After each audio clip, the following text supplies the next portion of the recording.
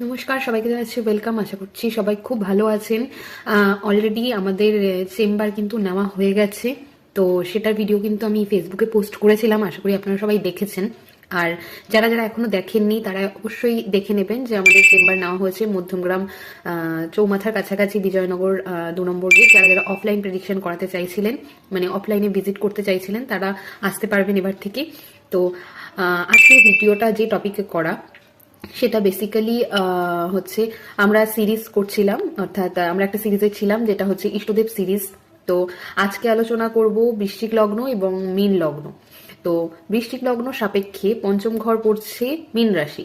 তো মীন রাশি ruled by Jupiter, অর্থাৎ বৃহস্পতি।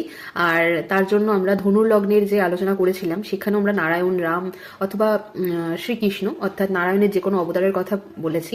তো এরা হচ্ছে আপনাদের ইষ্টদেব, অর্থাৎ নারায়ণের যে কোনো অবতার।